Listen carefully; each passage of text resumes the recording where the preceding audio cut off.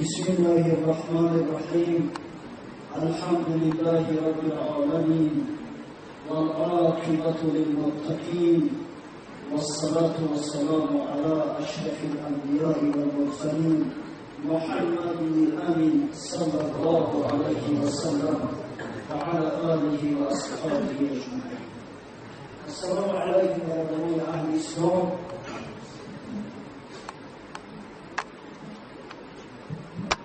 از برای جمعی شما تبریک و تحیت میگویم و از درگاه خداوند متعال تمنای آن را دارم که پروردگار این روز را از برای جمعی مسلمانان عالم روز خوشبختی، سربلندی، روز اجابت قبول دعاها، روزی که خداوند از بندگان خویش خوشنود و راضی می‌گردد قرار دهد.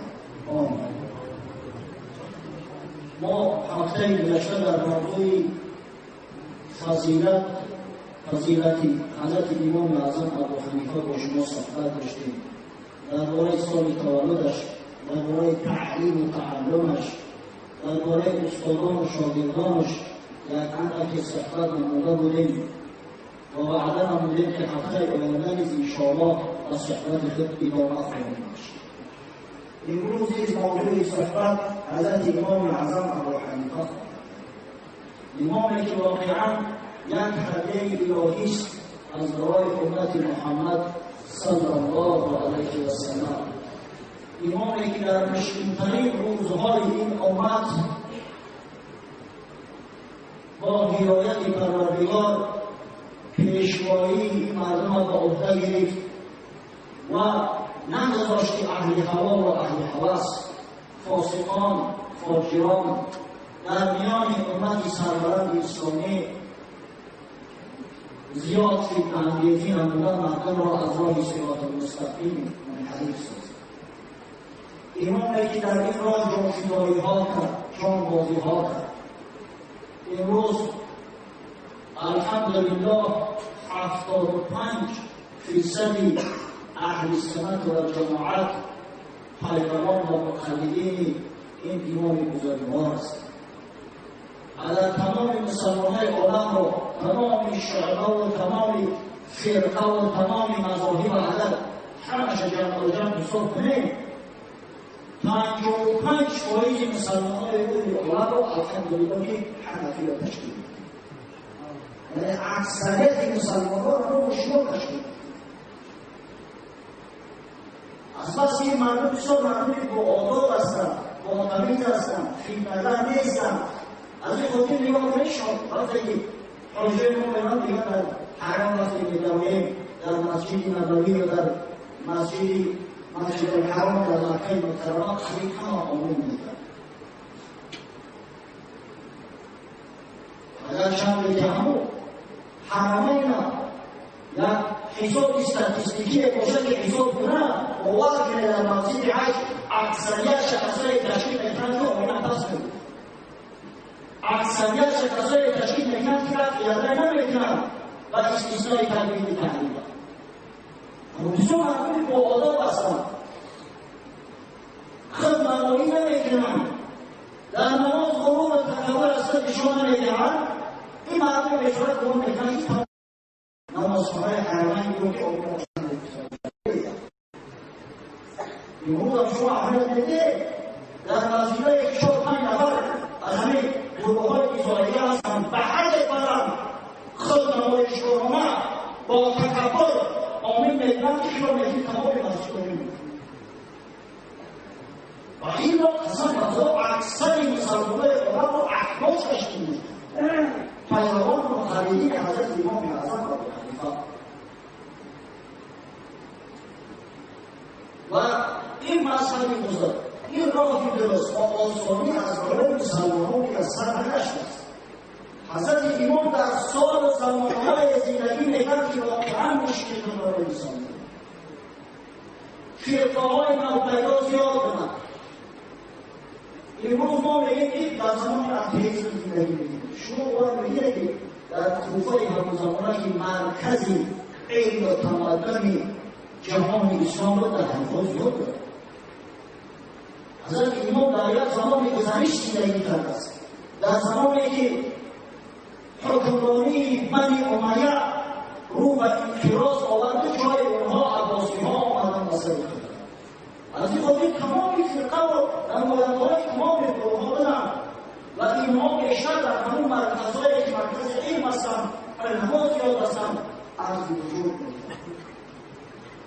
حضرت با دهری‌ها مبارزه می‌کند، با اهل تشیع مبارزه می‌کند، از برای عقیده با معتزله‌ها مبارزه می‌کند، با خوارج که در زمان زندگی حضرت امام کوفه را ضبط کردند،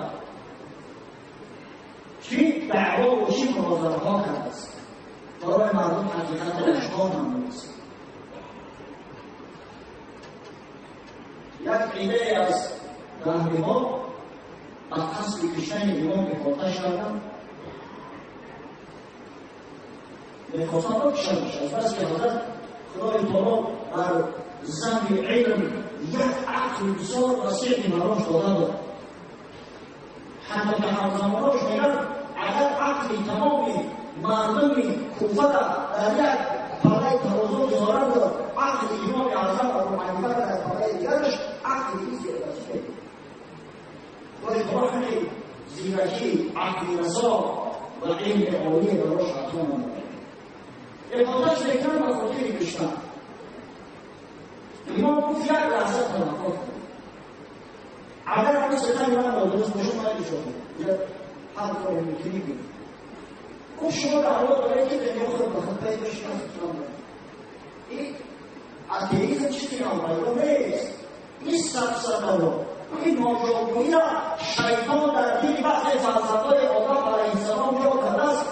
از همون اول از زمان حضرت نوح شروع شدن تا به امروز دوام کرده است. این کاری را نیست، کاری ناباوری و عبودی‌ها به خدا. اون شما این دعا برای همه دنیا خود به خود پیدا شده است و آخرت رو حرکت است هم دارد.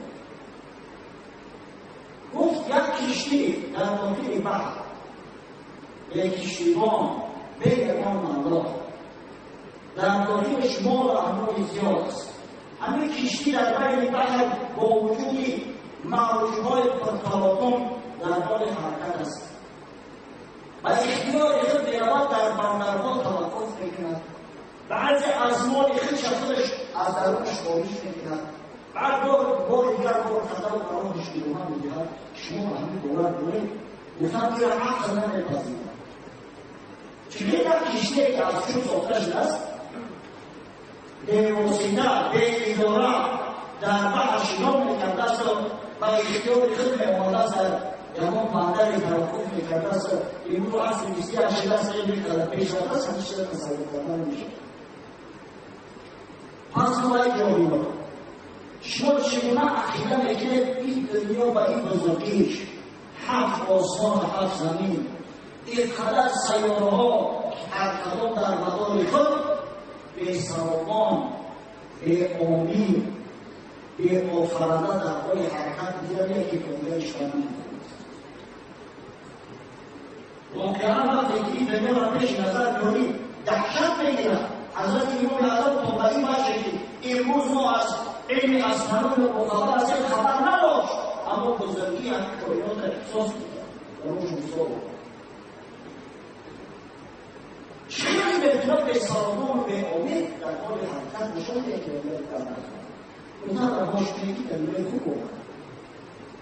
وقتی که داریم اگر در موضع و در جای خوش بیاید انشاءالله خیلی بسیار است، خیلی خوب است، مفید است. عاقلان کار جهان را وسطا ساز کنند که مثل لشکر جبار میسر شد. واقعا تحریم‌ها زیاد بودند. یک نفر شما نزد حضرت امام در صورتی که امام در مسجد نشسته در حلقه شاگرداش درس می‌دهد. گفت یا امام من در 3 مسئله شک بود. اون مسئله تقدیسات اسلامی هستند. کسی در یک از آن مسئله شک شده داشته باشد مؤمن نیست، کافر است. همین شک‌های مرا گفت یا امام تو برطرف کن، ایمان یارمون یا از خطا اختیار قرار میمد شاید و خدا رو باشد. پس سوال قرآن خاطر فتنه و خاطر مصرف ساختن ایمان دشمنان اسلام فرستاد. گفت یا امام شما میگوید که خدا را عبادت کن، خدا را با چی طریق عبادت کن، خدا را چی گفت بهش عبادت کن، چی شکل دارد، چی صورت دارد، تمام است، خوب است، چی رنگ دارد، چو کنجه یا سکنجه یا پروازگونه است، چی شکل است محبوب دارد، اما چی شکل دارد، چی طریق بهش نظر دارد، آیا مثل اطلاق بهش نظر دارد یا مثل هوا بهش نظر دارد.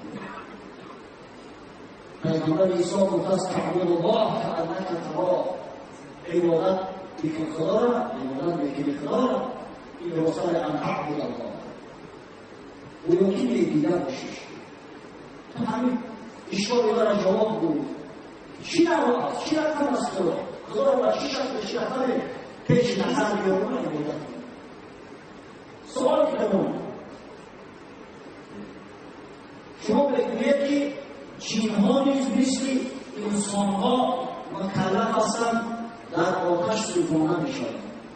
انسان از جنس زمین است، از خاک است. واقعا انسان را در آتش میسوزاند. آتش بر جسم انسان بسیار یک دهشت میآورد. اما جن شیاطین که اصلا اینا خودشون از آتش هستند، خداوند اینا را از آتش بیرون خلق کرده است. وقتی در آتش پرداخته شوند، آتش به اینا شما سفر است. و اینا هم چیزی که چون هستند در من گردی سرشون می‌آورند شما سفرشون است. پس زیان و ضرر دوزخ فقط بر بندگان خاکی است، بر انسان‌ها است، بر جن‌ها و شیاطین نمی‌رسد. و نهایت شک سوم گفت همه چیز از جنوب خداوند تعیین شده است. همه در رفت محفوظ ثبت شده است. طفلک هنوز 122 در رفت مادرش است به امر پروردگار تحقیرش نوشته میشود. چگونه از شکار میکند، عاقبت کارش با چه انجام اجرش تای سر بزند. پس گناه میکنم چی است که خداوند مرا در عوض مثلا همین شک شبهه‌ها یا در عوض ترک عمل نمودن‌ها در دوزخ می‌پرتاید جزا می‌دهد. اما که در تحقیق نوشته شده اونجا از دست من چیکار بیاید؟ متأسفانه همین طایفه کردن همین شیاطین تا به حال در بین جامعه زیاد هستند. اگر شده دعوای اسلامی می‌کنند.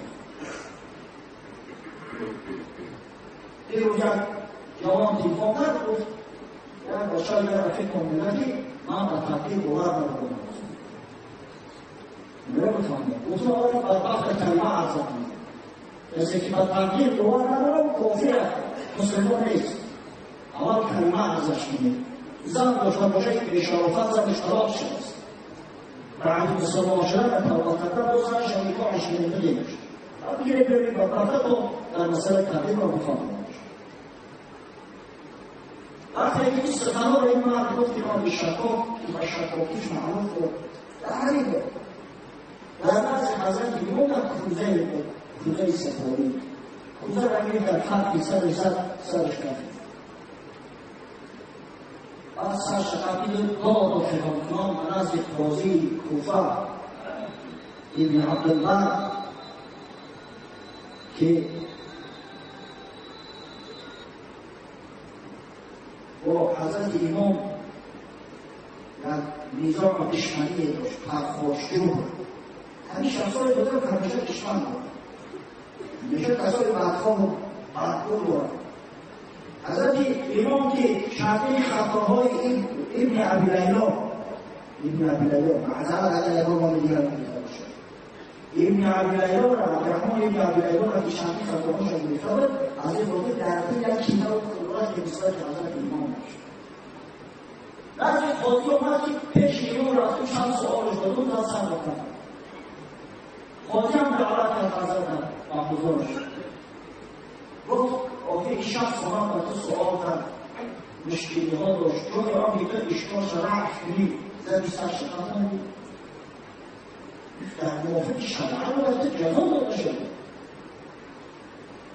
حضرت امام گفت من به یک ضربت از 3 سوالش پاسخ گفتم. این جواب هم 3 سوالش رو می‌دادم. این دیگه زبان نمی‌فهم. یه اومد ادعا کرد نازیما گفت که خدا را چی نبود پیش نظر بیار نمی‌گفت. حالا همین دعوا داره که سرمدر کردسته امام سرمدر کنه. تو همین بشارتا دار زنه که در همون در چی نبود تصور میکنه. کلام از خون است. سرخ است، سیاه است، شرقی در حیث کردسته این بابا. در چند باشش دیگه شده نشد. بسیار چیزایی هست که باشش دیگه شده نشد. اما احساس بکنید با عقل درکش بکنید خدا از این جمعه است و این چشمای دنیوی حدیث را دیده نمیشود. اگر امکانی دیدن که بشید حضرت موسی بگید در صورت که خدای تعالی گفت من ترانی من موسی و این چشمای دنیوی هرگز را دیده نمیشود. در این دنیا قدرت امکانی دیدن من ندارید. یک آفتابی که مخلوق است همه را دیدن نمیتونید. در لحظه نگاه بگید چشمان دیگر میشود و خدایی که خالقی او آفتابا است، خالقی آسمان و زمین است، چی باید این چشم دیگری میکنه نظر؟ با سؤال دوم اشکال باشد که شیاطین جینها که اصلا از آتش هستند چی تاثیر آتش جذب نمیشود؟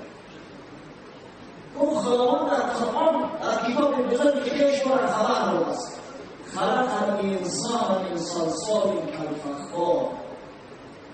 خدای بزرگ میگه آفرید انسان را از گیل خشک شده مثل صفا، از لای خشک شده مثل صفا. و خلق الجن من مارج من النار و آفرید جنها را از آتشی بیدود. خداوند در قرآنش خبر کرده است که انسان از خاک خلق کرده است.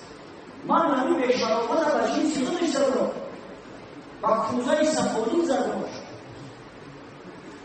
و جنسی خودش در میوتم کوزه شکلی این خدای بزرگ قدرت دارند همون جنهای را که اصلشون از آتش است توسط آتش چنان جزا دهد. اشکال سوم وجود که مادام که همه به شکل تعیین شده است تغییر ما معین شده است پس از شکل خداوند را جزا می‌دهد. مادام که به شکل نمی‌شده است که فلان بدبخت تحریم می‌شود فلانش مثلا دوزخی است که از دست نمی‌شود است که خداوند را جزا می‌دهد. در تقدیر این به اشارات همین شرمندگی بود که در فلان ساعت فلان روز در مسجد ابو حنیفه رحمه الله در کوفه سرش افکنده میشد در پیش مسلمانان. معنی خدای بزرگ نبود میده و محض رحمتش در نزدش 3 کار داشت. یک اختیار یک کمه 3 راهی حل در نزدش قطع کرد. اولا مطرحش فرمودی خیلی قصد خیلی مناسب. ثانیا خیلی توبه شرط طبیعی از این دور کن ایمان بیارم واقعا شکر حضرت ایمان شد تو تمام اشکالات نفت و سوم دولت آمدن در نزد قاضی شکایت برای یکی از این 3 راه انتخاب کردن خدای تعالی و این توانایی دار است عقلش دار است بسیار از سفه فرق میکنه. این مکلف هستی بدبخت مثل حیوان بیزبان نیست. کتابش فرستاده است که حقیقت از گفته جدا میکنه. پیغمبران فرستاده شد تا اینکه کفر از ایمان جدا کردن و براش دادن همه ازش آشکار است و معلوم است و عقل هم دارد که از همین استفاده کرد. از بس که عقل دارد میفهمد که اگر در اون مسجد برای من دست دراز میکرد شاگردان بزنن میکشتنش از این خودی تحریز نکرد обществу, потом на чем оно? Тез была истинной разделена. Асоси ба хотири шармдорондаи мо омадан ба масҷид инхирозада аз ин хотир тавба накард, ислоҳ нашуд. ва сеюм роҳие ки дар назараш аз ҳама беҳтар меҳамон ҳамон интихоб кард ки назди қозӣ мерад, қозӣ бо имом адолат душманӣ кунад, дар маҳзар даъвати мекашад нашуд. қисос мекунад.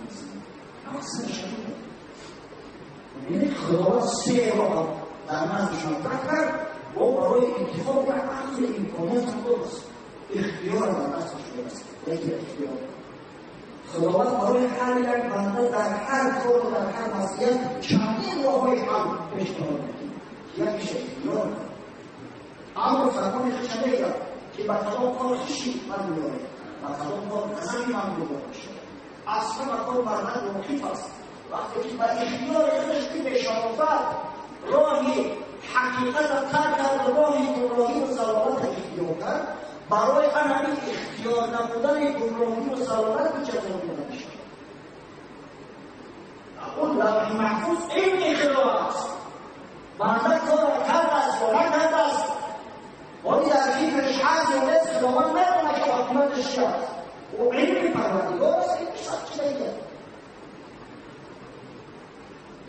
در نیازی در این حجتان که خودی هم چی نگه تو ممکن رسومان خوبش بده ببخش ببینه در کوفه در مرکز علم و دین اسلام چین و دهریما عرضی وجود بکردن رو شیعه کامل مثلا به مسلمان مؤمنان میکردن رویش باید زیاد دیده بشه مثلا این بوده در کوفه عملی تشیع و خاصتا شیعه های قرآن به روایت زیاد بودن و درجه معروف شدن و تکبیر شدن و درجه عظمی به سرسامانی استفاده بودن و یک بشارتش در شهر کوفه بخر داشته است نام یکی را ابوبکر نام دیگر عمر می‌داشته است رحمت خدا در پیش همسایه‌هاش همسایه‌های شرم‌آور مخالفت بودن می‌دانستند یک روز یکی از همون خرهاش می‌زنه برکت شدن در سری بدبخت می‌خوره مغزی سرش می‌جوشه حرام می‌ماند وقتی نزد حضرت امام اعظم اومدن گفت خودشون را خوب بیدن در پیش چشم دست صحابی بزرگی پیغمبر را فاضل‌ترین صحابی‌ها را تحقیر می‌کنند شما موندن بودید چرا بی‌طرفی را اختیار می‌گیرید اما برای که تحقیق کنه خداوند به جزا داده ازش یقین داریم که توسط همون خیر امام شاهنامه خوش است بهرخ دارد حقیقتا خیر که امام تنام همون برکت ازش نزدیک سرش کشید یعنی اشاره مادیت بود از این خاطر بی‌نگاه بعد از صحابه بزرگی پیغمبر حتی در مجلس‌ها در بازارها حکم و کفر می‌کردند یک اشاراتش در بین وقات کردن عزوبیلا گفته است که حضرت عثمان یهودیه عثمان را جهود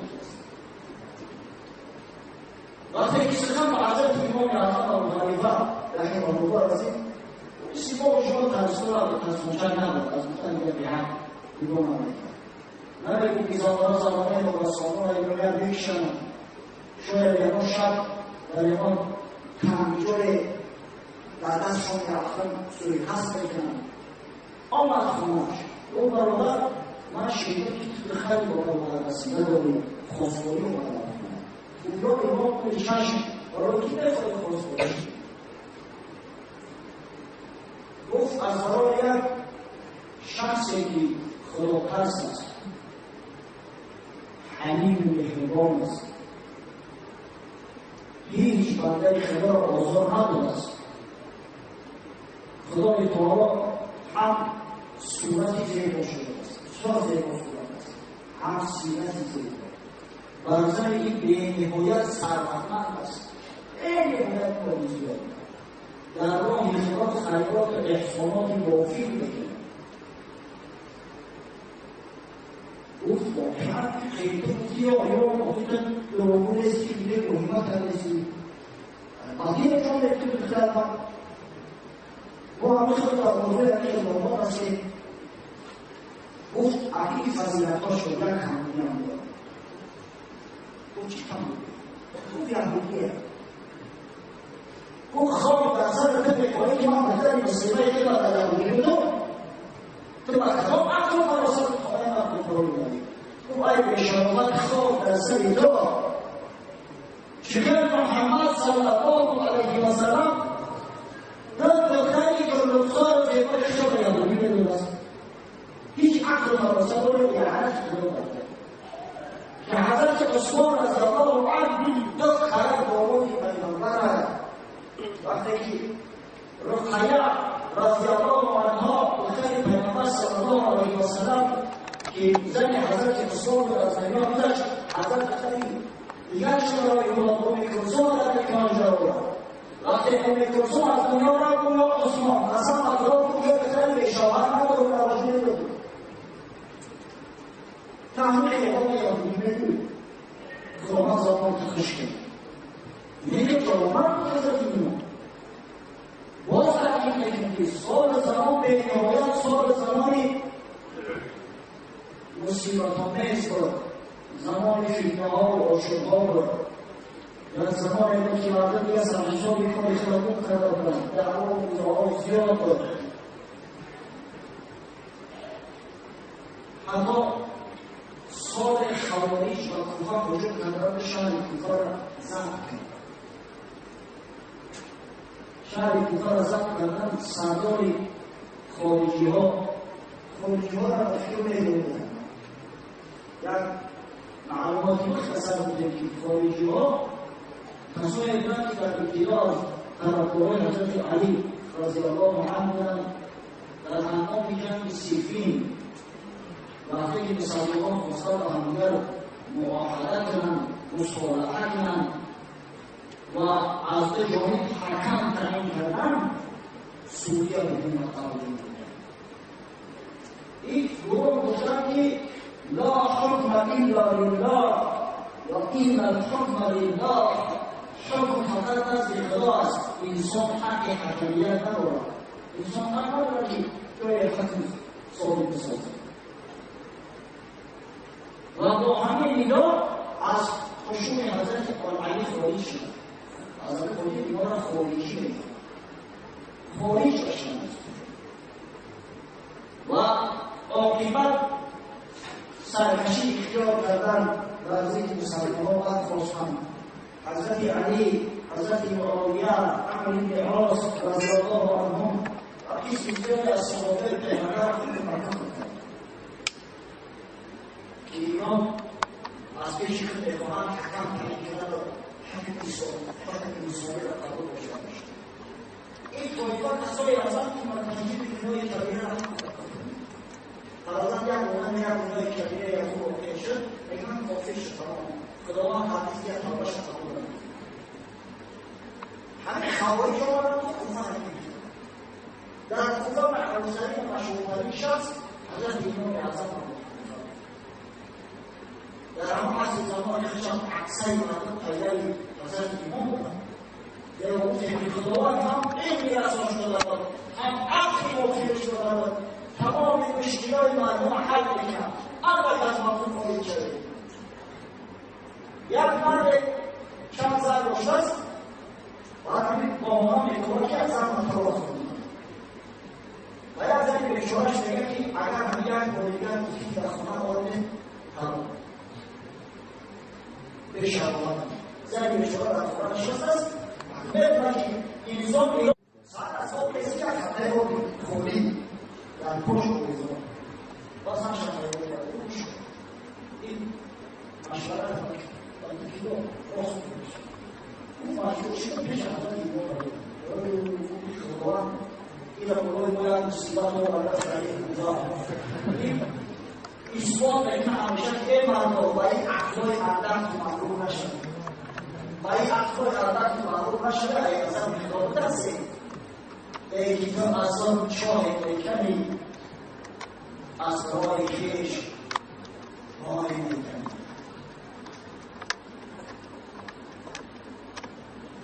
همین نحوی ممکن داشت همه دشمنان را باید احترام بشوند که در پیش دانایی ایمان نظر رو هم دارد در نفت سیرکش آبی است.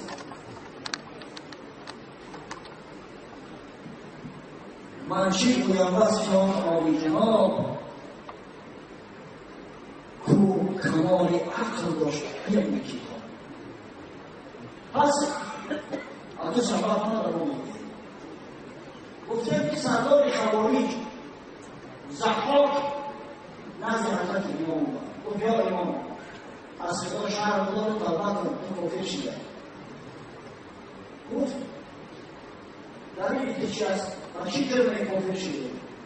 گفت تو به حکم خواهی هستی. من حکم هم قبول بود خزانت انسان هم قبول بود پس که کافر هستی.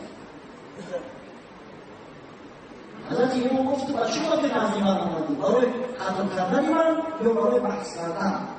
اگر برای قتل کردن اومده باشی که شدی یا پس یا نکرد. اما اگر برای بحث کردن اومده باشی حکم پیشی او برای بحث اومده دست قومی بشیش. تو تصور کنید که کوفه در دست خوارج است. خوارج که خود مسلمان را حرق حساب کردن تمام مسلمان را حرق و بکت کردن مسلمان کوفه را لعنت شخص به شخص کو فوز من تحقیق بحث کنید. اینا مثلا باید ما برای جدل میشود تو سخن ما را قبول نمیکنی من سخنی را قبول نمیکنم چیکار کنیم؟ پس همین مثلا که درست گفتن من دکتر چی اثبات میکنم اون کسی را نخواهی بکنم خداوند یکی از اما رفیقای زهرا یکی از جانباراش پنجشانبارا گفته بشی که خداوند اومد شیش بعد گفت تو روزه هستی یعنی خداوند کنم طرف زهرا گوه پس اون خود به حقم چی هستی؟ این خدا گوه بعد به گوه همه حقم نمیشه چه اشاره در باید گوه وقتی که این الفضل الله روشد و این انسان چقدر روی در باید گوه خداوند این صفا خیلی شد چی باید بینید؟ خیلی بلند برشد در محفظه آمده است ابن حجر در خیر الانسان روایت شده از ابن عبدالبر امام ابوزهره روایت شده است که زهرا قبل کرد خود که تمام مردم را در دستش خواهد دیگر دو شما سرشد مردم در مصیبت اتام رفتیدن در مشکلترین لحظه آلیای اسلامی همیشه در خدمت مردم است از برای دفاع از مردم خیلی میشه. حضرت با وجود همون سالهای که دخل شد نزد زهرا کنید گفت چرا تو علاقت به این مردم برخط به این مردم خیلی میکنم گفت بخاطر آنکه مرکز شد از اسلام خودش گفت یا زهرا این مردم آیا در همون دینی هستند که از پدر و مادرشون می‌خوان یا که دین نمی‌خوان؟ گفت در همون دین هستند. پس تو چی نباید شد؟ چی نباید شد موقع که همون دینی از پدر و مادرشون می‌خوان؟ همون اسلامی که اینا مدداشی با هم عمل می‌کنن اومدن کسی را میگن که اسلام را ترک نباید است باید دین دیگر بزنن اینا رو دیشون اینا از نکردن چی نباید کنشیدن؟ دیگه از این زخم بودن که در اون دین خیشون هستن چطور بکنن بشون؟ در این خاطر بود که الان شد داشتی هر قدر کوشش میکردن که در یکان مسئله حضرت امام مدیر کنم و برخص برسانه نشد جزا و خدا شاید در زیر و دشمن و به حساب میدن اما نتونست اما شاید مدد در خودم هیچ ایران شد حتی امام ابوزهره روایت میکند و اسناد روایت است یا حقیقت تاریخی هم شد اینا ارسلان نیستن هر چیزی که میگم از همون علمای بزرگ که میگویی در عالم اسلام نام دارن معروف و مشهور هستند این کسان. امام ابوزهره رحمه الله روایت میکند روی أن أبا حنيفة كان جالسا في المسجد. رواية كانت حضرت امام اعظم رحمه الله روزی در مسجد نشسته بود، در مسجد خودش، در مسجد نه، در مسجد خودش، مسجد ما. فدخل عليه طائفة من الخوارج شاهدين سيوفهم. یک عده از این خارجی‌های بدبخت با شمشیرهای برهنه دعوت کردند داخل مسجد شد. فقالوا يا أبا حنيفة نسألك عن مسألتين. گفتم یا ابا حنیفه از دو مسئله که مصور بودیم، از دو مسئله که پرسان میشه. این سألت نجابت و ایلا فتنت. اگر گفتم جواب گفتی، اگر دورا خانه ساختی جواب خواست اما نکشی شاید هم بشوری خوب سوال دید. گفتم جنازتان علالبار در دست دروازه مسجد گفتم تو جنازه هست، تو جنازه برده حضرت امام در باقی مسجد و درس مشغول خبر ندارد. اینا خبری همه امام نگه هست. احداهما رجل شرب الخمر فعصى بالله ومات سكران. یکی شیطان یک مردی هستی به شرافت شراب بسیار خورد و در حالت مسیح خودرو نشست خواهدان کرده اما مست و خود با مورد از خودرو رفت. این بسیار این مستای بدبخت در همون حالت مسیح میماند. بعضیش در سلامای حقیقی میماند، بعضی بدبخت دیگر که از بلندرومی اطفال میماند، بعضیش که بیشو میزنند میماند و کسایی که شراب میکنند و شما دستت شد گیرند تا با ما صحبی داشت از یک نفر شخص این معتاد و شرابوشی از ایمان رفتن باشد. کفر شما نشیده میگه خیلی خدا رحمت شما به سکون برست نباشه صحبی نیست. حضرت عبدالله بن مسعود رضی الله عنه صحابی پیغمبر میگه وقتی یک شرابوش مرد برای در خار گذارنش و مرد حبس کنید تا در این جلمات فرمان نرود بعدی شده خط بشد برکنید. اگر بشد روش از طرف قیلان و حدیث ندیده خوی من برای شما میگم خداوند من اجازه که روی شرابوش طرف قیلان باشد. و جوابای عزیز حکم مواد مخدر هم حکم شراب است. در تمام عالم اسلام و اصطلاح علمای اهل سنت و جماعت بند و چرس و گره‌ای همه در حکم شراب است. میفهمید؟ حتی ما شنیدیم یک گروه جوانای بودن که نمازهای پنج وقته را در مسجد میخواندند و بعد خطاب اومدن منتظر بازی فوتبال من میزنم خواب در سرم و وقتی قسم خدای رو نماز کنه قبول نمیکنه کاری بهونه کرده شما بشارت نمازی که صاحب شد از کشیدن من نگیرم از کشیدن شراب من نگیرم و الله نماز نزدیک قبول نیست. این الصلاة تنها عن الفحشاء والمنکر زیرا خداوند در قرآنش گفته است بیشک نماز صاحب میده چه از فحشا و منکر محروم شد. ملاکی منع نکرد، از شرابنوشی منع نکرد، از کشیدن بن منع نکرد، از ریاکاری منع نکرد، از قماربازی منع نکرد. نمازی یک کوری کوچک خود منزلت ندارد. اون نمازی هستی من با روز قیامت مثل سنگ در سرت بزنم، مثل خواب در چشم در دهن رو بکشم. گفتن من در حالت مستی از دنیا گذشته است و اخرى امرأة حلوة من الزنا فقاتلت نفسها قبل ان تطوب. دوم رجوتان یک زن اصلی از زنا خامینه شده است، زنا در دست خامینه شده است و از شرم حیوانات دست خود کشیده است. اگر یک دیگر ورزی تماتت عند ولادتها در رفع همون فرزند را تمام کردن به طلاق مود است و من برمی کنم این روایت هم است اما اون روایت جواب سلطان وزیرا که اهم مؤمنان یا کافرون اینا بودن مسلمان یا کفر فکرشی از وعید بعد روایت که واصحاب الذین جاءوا یسألون الامام فمذهبهم تکفیر بذنب واحد این طایفه که حضرت امام آوردند و او را سؤال میکردند مذهب اونا با یک گناه کبیره کفر کردن بود هر کسی که مرتکب یک گناه کبیره کفر هم پیش میکردن فلو قال الامام مسلمان قتلوا پس اگر حضرت امام اگه بگفت یا مسلمان اسلام بکشتنش دیگه ما ایمان بکشتنش اگر عقل و فراست حضرت هم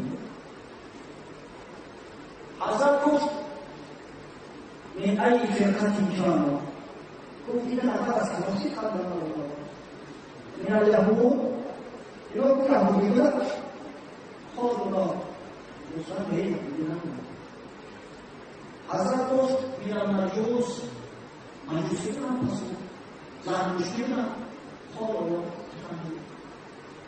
ومن النصارى ومن النصارى خذ الله متحمل مسلمان خامی عبادت اصلا آیا باید یاد پرسته پیش برسته میکنن خواهد متحمل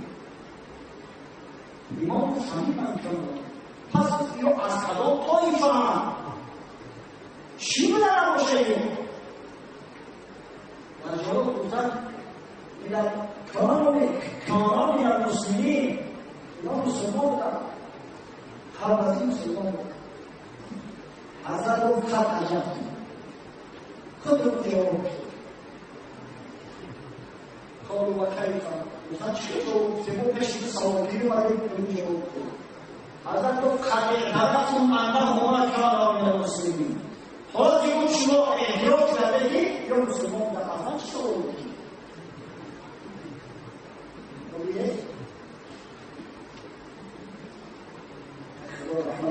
وواحد قسم الرؤيا رحمته الرؤيا وعلى ذلك الصور يكون شخص جواب هذا والصور كذا أهم في الجنة أو في النار يوم كان جنة يوم فقير غرض شو أكتب بموضوعنا يقول جوابنا يزمن ولا يجنة بينهم حضرت أقول فيهما ما قال إبراهيم خليل الرحمن في حق من هو شر منه وما در حق امام مسلم را میگه حضرت ابراهیم خلیل خدا در حق اشخاص از اینها بدتر و شرمند است در حق کفار است حضرت ابراهیم در قرآن آمده است که بر خداوند مراجعت کرد گفت فمن تبعني فإنه مني ومن عصاني فإنك غفور رحيم حضرت ابراهیم هر کسی که پیروی مرا کند او از من است امت من است اما هر کسی که بازی من اسیان کند پروردگار را تو خود غفور و رحیم است حواش و اقول فیهما ما قال عیسی روح الله فی حق من هو کان شرعا در حق روح الله سخن همون حضرت عیسی روح الله را میگم در حقی شخصیت افتاس حضرت عیسی تقسیم حضرت گفت این تعذبهم فإنهم عبادك و این تغفر لهم فإنك أنت العزیز الحکیم توجه اگر تو ایمان عذابشون بگیری و عذاب گرفتارشون بگیری در عوض معصیت گناهاشون بنده‌های هستن تو صاحب ملک هستی هذا الملك غير حكم صديقتي حاول يبرر اما اگر گناهاش نمام بزرگ و عزیز و حکیم است حکمت دارم نمیتونم من کنم سخن نبودم اگه خواهی زدن کلام اختیار در قرآن است اختیار است حضرت ابراهیم خلیل و از حضرت عیسی روح الله رحمه از این خاطر اگر در حجیب شرمانده شد فوری شدن و در مقام این مبرد نازده نمیشه ببینید واقعا حضرت امام در بین همون مسلمانان در بین هر سنت و جماعت چی می‌بود شما داشت اصلاش پیام و مرمانش می‌دهند تهمت‌ها در حق حضرت امام می‌گویند در اخبار صحیحه و مراسم تاریخ است که در زمان حکمرانی المنصور ابو جعفر خلیفه دوم عباسی که واقعا بسیار سیاستمدار بود از روی تازیانه‌اش خوب میشه واقعا سیاستمدار یک روز یک مجلس تویس المنصور و تمام بزرگای مملکت را دعوت کرد و میان دعوت شدگان حضرت امام اعظم ابوحنیفه رحمه الله داد وقتی که حضرت از در داخل شد یکی از فرماندارای ابوجعفر المنصور یک شخصی نزدیکش که با نام ربیع بن یونس نامش گرفته میشود یک طرف شاه بود که شاه هم گفت این مرد کسی است که سفر جدید را رد کرده است سفر عبدالله بن عباس قبول نکرده است در مقابل سفر جدید سفر عبدالله بن عمر عباسی است در نزد پادشاهی که بیخبر سیاست دارد بیخبر متعصب است اگر شخص سفر را گفته بهش قدر پادشاه به خشم غضب می‌گیرد وقتی سفر را حضرت امام شرفا و جواب شد یا امیر المؤمنین تو گفتن کارجی سید بوده و از مذهب بود ایشان سوال رو که کرده تو چی رکنم؟ گفت خواهیجتی که خواهی حضرت عبدالله بن عباس رضی الله عنهما این است که در استثناء اتصال شرط نیست مثلا کسی مثلا بیعتی کرد شرط نیست که برای از اون بیعتشان در آن استثناء کنه یعنی اتصال شرط نیست معنا هم که اگر اون را انکار کرده قبول ندارد درست است اگر من قبل جدید را نگیریم همین لشکریات سپاهی‌های ارتباطی بیعت کرد پادشاهی را قبول کردن به سلطان یاد کردن برای در خانه‌هاشون بگن که او بیعت کرد بگفت برای بگن که انشاءالله همه انشاءالله کلمه استثناء کرد پس بیعت میگوید پس بیعت نکردیم این مدرک زمانی ما چیزی نمیخواد کدام که بیعت نکردن و قسمی وفاداری مدرک نکردن حق دارد شدی شده در صورت که ما قول عبدالله بن عمر رضی الله عنه را قبول کرده که اما اتصال شرط گفته است باید بحث کرده شود استثناء برای اندر روشن شدنش مثلا مسئله طلاق چه مسئله مسئله کرد زود در عقل دیگه بود مثلا فرض کرده من رزن شده که طلاق انشاءالله طلاق نمیشه زیرا که استثناء را متصل کرد اما اگر بشرطی که به یکان عذر طبیعی اگر فرضاً اتصال نکرد وصل نکرد استثناء یا اون استثناء قبول نیست گفت طلاق باید رفت ایوان رو مشورت مسیحی گفتن که اگر هم باید استثناء نکنیم بشید بعد باید اشاره که اشاره قبول نیست حضرت امام همون اتصال شرط کردن در استثناء بعد المنصور باش طرفی ربیع بود که چه هم با همون احوال خودتون چی کنید چرا چی رو ابوحنیفه سر بساشیدن چه می عقل کنید وقتی که مجلس تمام شد ربیع میلیون سمت بود آقایون سمت میگوزید بشید وقتی در پیش کچون که این زمان میگون که تو میخواه خواب میکنید گفت نه تو میخواستی دارد بشید جاوی برای من هم جون خدمت خلاص کردم هم تر از این خونی خودم خلاص کردم که فقط رو خدمت است یا خط میگه که همین سبب مرگم رو برداشت من کجا میتونم خلاص میکردم اما درستی که کشتنی من اما چی؟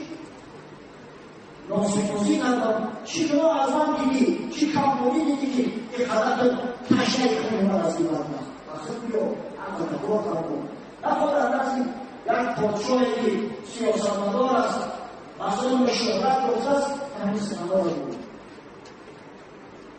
حضرت حضرت امام که عقل روشن شده رو که واقعا دشمنان نتونستن که وزیر شیطان کار کنند مثل اون شوالها از دو اولداز میکشیدن در حق حضرت امام سخنهای ماجرا پهر منتشر میساختن اما کسی جماعت نداشت حضرت علامه ابن حجر اسقلانی در کتاب تهذیب و تهذیب در مورد ایجاد احادیث روایت مجرد نماش نمیرا و تاریخ وفات شده در ضمن که حضرت امام اعظم از نقشی ابن ابراهیم رحمه الله که یکی از محدثان میگوید بزرگ است در سخن آورده است گفت کان ابو حنیفه اعلم زمان حضرت امام اعظم ابو حنیفه عالم‌ترین زمان داشت از این حضرت عالم‌تر کسی نداشت بعضی شاید یاد میگیرن که سفیان ثوری در کوفه زندگی میکرد اما حضرت امام اعظم از او بزرگتر باشد از او بزرگتر باشد حسن و خدا حضرت امام از سفیان عالم‌تر اگر سفیان در علم حدیث یعنی طولا داشته باشد حضرت امام در تمام جوامع علم از او پیش می‌رود از او بالاتر یحیی بن معین یکی از محققین یکی از عالمان معروف جهت تعدیل در علم شرع جهت تعدیل بسیار شخص معروف است یحیی بن معین لیکن القراءة علم قراءة حمزة والفقه فقه ابو حنیفه ناظمان مقبولترین قراءت تمام قراءت حمزه است حمزه کوفی و مقبولترین فقه امام اعظم ابو حنیفه این یک شخصی بزرگ که همزمان خودش واقعا بیکار میکرد ولی در کوفه در مجلسی میشه مجلسی تو و علامه بزرگی کوفه دعوت میکنه صاحب جشن صاحب جشن که 28 زن بوده و در میانش حضرت امام اعظم است صوفیان است مثال کتاب در یک علمان معروف مشهور شریکی عبدالله و دیگر علما و فاضلای کوفه در مجلس شرکت داشتند نشسته بودن که ناخواست اما پسران میاد یک مصیبت بسیار میاد بودن چی واقعه شد گفت ما اقبال و خواهر کریم کرده بودیم متاسفانه وقتی که آمده همه دیگه میکنه ایماس کردن جمع شد زنی برادری کلامی را نزدی برادری خودی موندیم زنی برادری خودی را نزدی برادری کلامی گفت آیا صحبت مبحی شد خبری سلام کنم خبری صحبت هم شد است خبری محمدیت نزدیکی هم کرده چکار کنیم حضرت سفیان شوکت امام رحمه الله بسیار شخصی خاکسار پیشکشی پیشکشی همون و چون از این سال بعد حضرت سفیان بالا است در این موضوع بالاتر است اما سفیان این از حجت امام شروع کرد او در این صورت و همون عملی که علی بن ابی طالب رضی الله عنه عمل نبود یعنی به هر یک از برادرها که بزن برادرشون رسیدن محرم وجود بشن محرم نیست بعد از اون دخترها باید ایگر بخواید و حتی اون محرمشی آرس میدید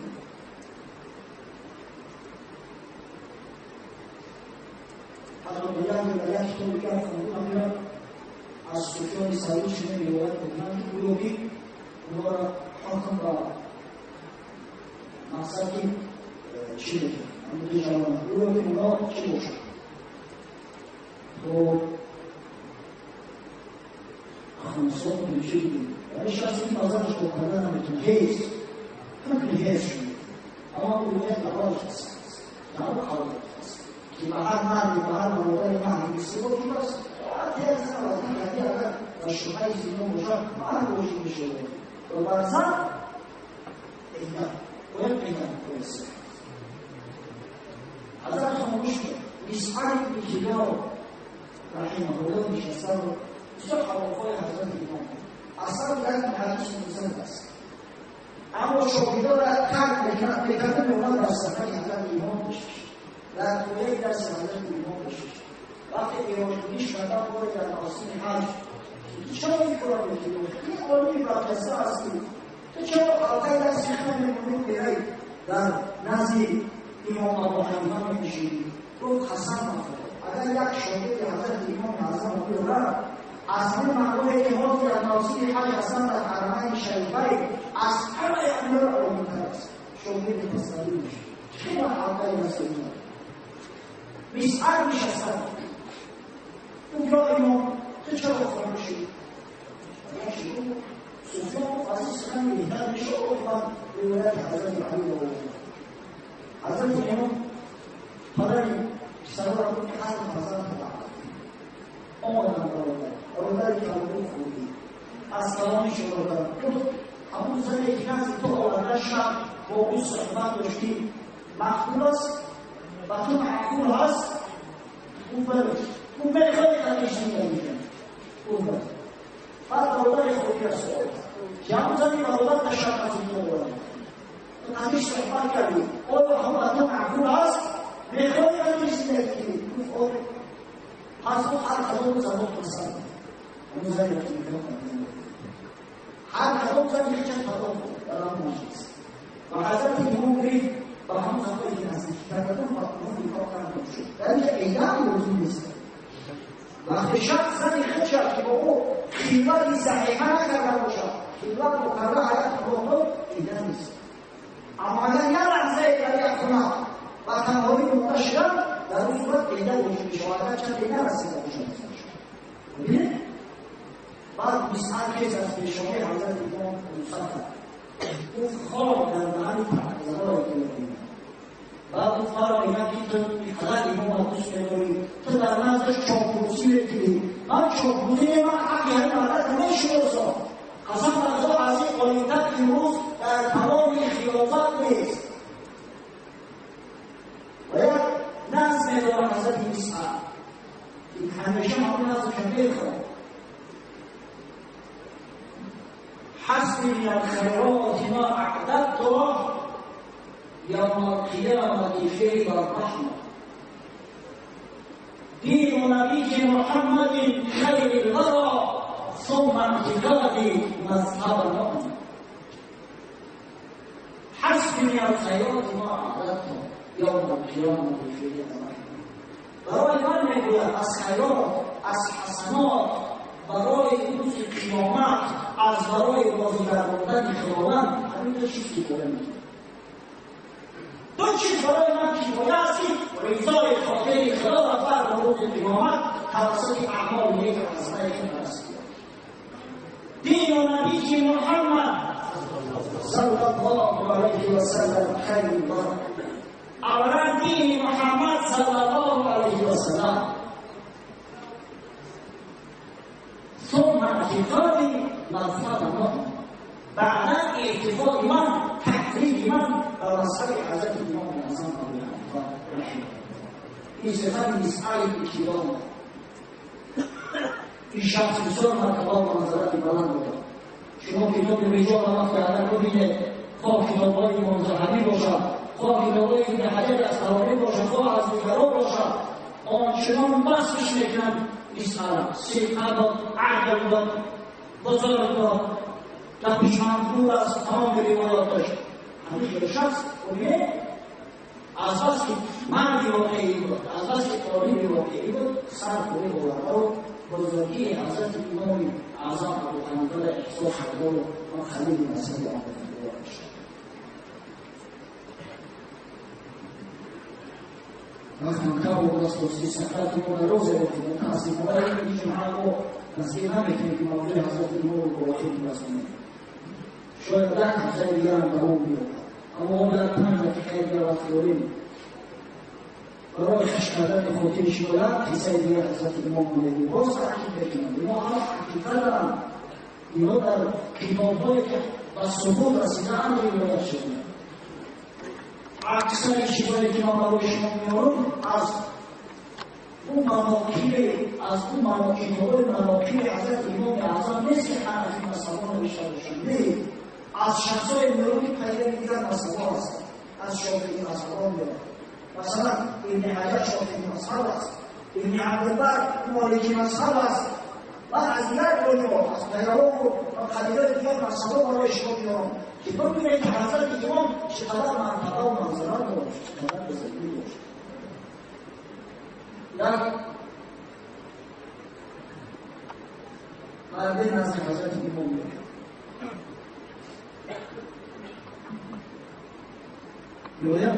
میگه که یک کمبودی کردن یا امام و همین زنی سرسر کن گفتم که آمدم میگه زن باید سوال کردم جواب نداد ازم کرد گفتم اگر تا صبح حتی من گرم نزنی تا دمیدنی سوالی سه دوام این خانه که به شمه کن به زده زیاد خیلش وضوع داشته از که سرش میکنم دیگه میگه که ما بس کرد نست حتی وقتی کن شمه که حتی گرم نزد چکار کنم حضرت امام گفت برای از بشنالون